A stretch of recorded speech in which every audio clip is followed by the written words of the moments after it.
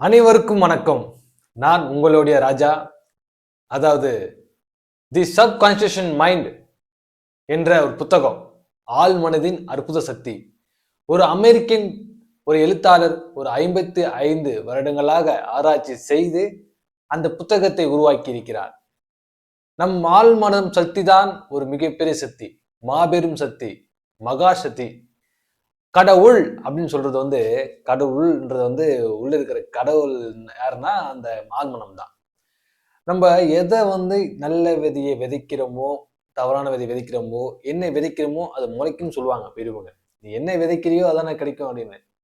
அந்த விதைக்கிற விதை பூமியில இல்ல, நம்ம நெஞ்சில, நம்ம ஆள் மனசுல ஆழமா பதிக்கிறது பதிவு தான். நாம அப்படியே சும்மா சினிமா படம் பாக்குற மாதிரி அதை அப்படியே பிரதிபலிக்கும் நம்ம வாழ்க்கையில. அந்த வகையில நம்ம நினைச்சது ஒரு ஒரு கோயிலுக்கு போறோம், நம்ம கேட்டோடனே கடவுள் கொடுத்துட்டாரு. கடவுள் தரல, நீ கடவுளாகிய நீ மனிதன். மனிதனை ஏன் கடவுள் சொல்றாங்க?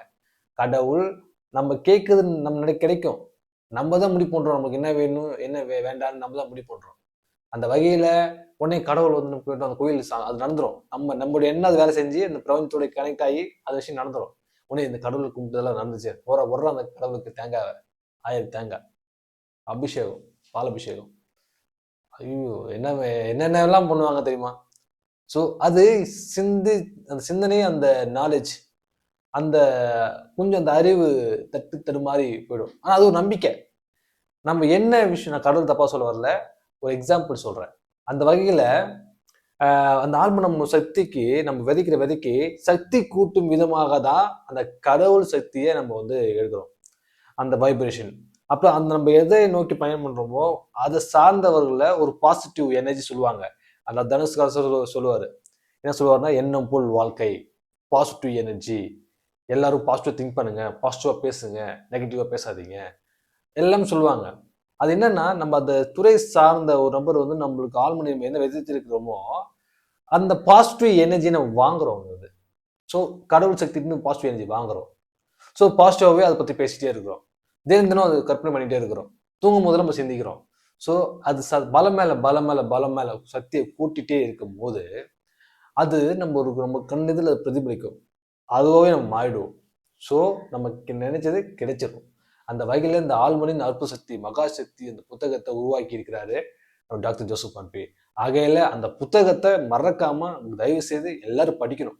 ஒரு மோட்டிவேஷன் ஒரு புத்தகம் அது. பிளாக் மேஜிக், ஸோ மாந்திரிகம் பண்றது, அது பண்றது, இதெல்லாம் பொய்ன்னு நிஜமாயிடும்.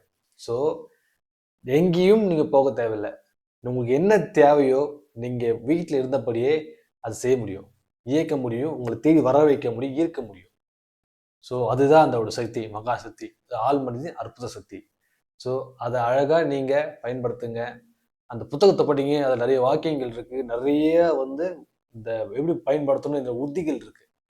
அந்த உத்திகளை சரியா நீங்க பயன்படுத்தினாவே போதும், நீங்க நினைச்சதை சாதிக்க முடியும். அந்த வகையில அந்த புத்தகத்தை மறக்காம படிங்க, உங்களுக்கு பயனுள்ளதாக இருக்கும். நான் படித்திருக்கிறேன், அதை செயல்படுத்திக் கொண்டிருக்கிறேன், நான் வாழ்ந்து கொண்டிருக்கிறேன். நன்றி, வணக்கம்.